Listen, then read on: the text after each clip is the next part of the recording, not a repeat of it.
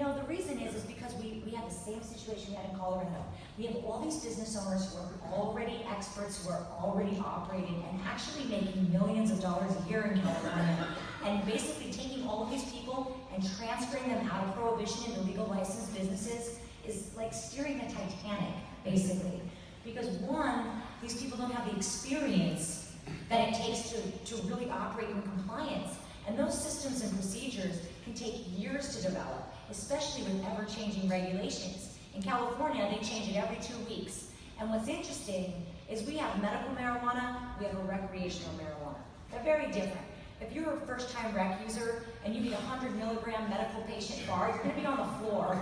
And what we learned from Marine Dow is we don't want that type of press. It's not good for our industry, and it stops us from having opportunities because now our government officials are scared about what's going to happen and the repercussions that are going to look bad on them for voting yes that we should have these licenses.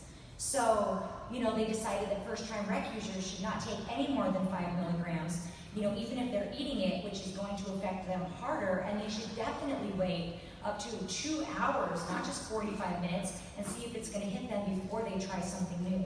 And this was hard, because at this point we have all these medical marijuana, you know, businesses that we have been focusing on patient care. People with AIDS, people with serious debilitating diseases who need high doses to actually receive the medicine, as compared to somebody who just flew in from the middle of nowhere, and I'm talking millions of people flying in from all over the world, so that way they could just buy their first legal cannabis or smoke it for the first time that it's legal.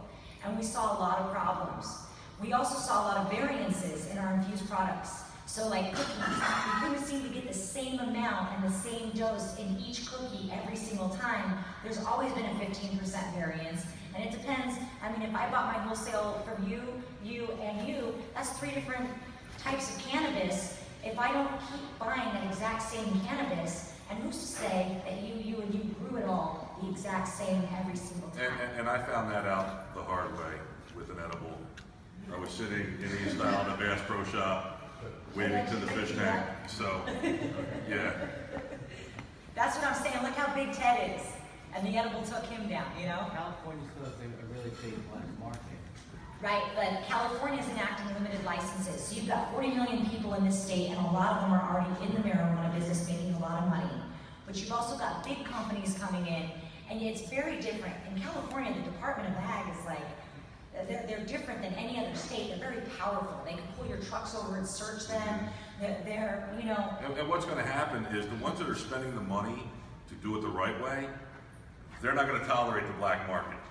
So you're going to have the snitches. You're going to have people hiring private investigators sitting outside of their go out, facility saying, wow, look at all these find butane something cans that on. we found in the garage. Well, this guy's actually open blasting with butane. They don't have a Class 1 Division 1 bill lab. They don't have this, and it's going to get... Everybody in California thinks they're all friends right now. Oh, it's going to get ugly.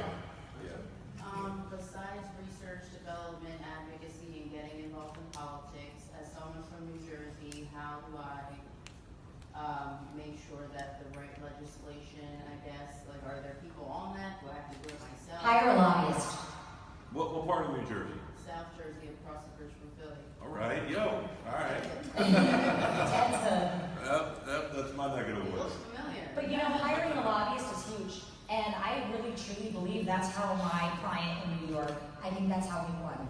We hired the most expensive lobbyist we could, who works for some of the biggest companies, who was recommended by the head of the International Union. He was $50,000 a month. And you know what, he went into all these different government agencies, and he spoke our name, you know, walked us in, and even though we were writing this intense application that showed how we were going to make the best products for patients, we were going to dose everything, we also hired a lobbyist, because there's only so much that you can talk to these government officials yourself without getting in their ear. What's his name first? I'll give you that if you want to stop by my booth at 436. There's a plug there. Yeah, there's money in I'll give it to you. So, my second question, or I guess what I wanted to bring up was about, you said edibles and having them, you know, put you on your ass. I think a big reason that happens is because with the, you know, research and the money not being there to fund this research, where because of the black market, this, you know, weed isn't how it used to be. So because of that,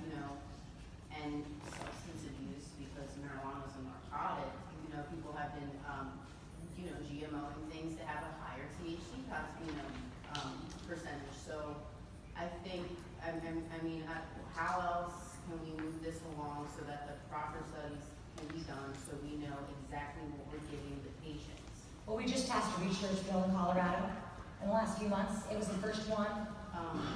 Also, Colorado's killing it, Cali's killing it, Canada's killing it. How do we get Jersey to kill it? Jersey's gonna be a process. You know, it's this game is Jersey's called- going to kill it. It Now, is. I'm an East Coast guy, okay? East Coast. But I mean, you're Alright. not just gonna run in and just start selling weed in Jersey. There's No, gonna be a process. but it's And a it's gonna take long process. time. But once that process gets standardized, my wife's from Jersey, okay? Jersey is going, I'm telling you right now, Jersey is going to kill it.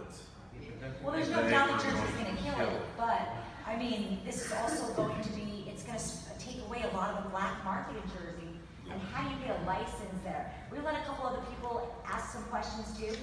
The guy in the white shirt, Yeah, you brought up something important in regards to laws changing so much. Is there anything that's in place to protect small businesses to deal with this?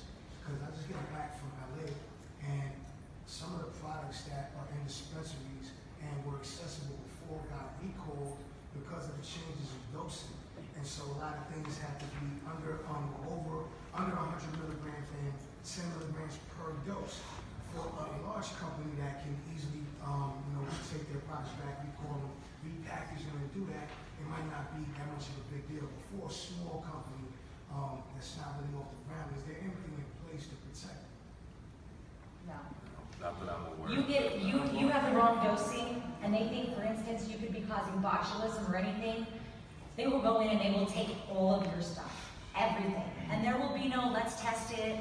It could be just because they think something's wrong, and as a small business owner, you're not gonna be able to sustain that type of a hit, even in a pesticide recall. So the best thing you can do is hire somebody that's an expert and knows what they're doing, and don't base your business model ever on somebody else. I hear people say, you know what, I'm gonna hire, my best friend's a grower. He's been growing for 25 years in his basement, he has the best Master weed. grower.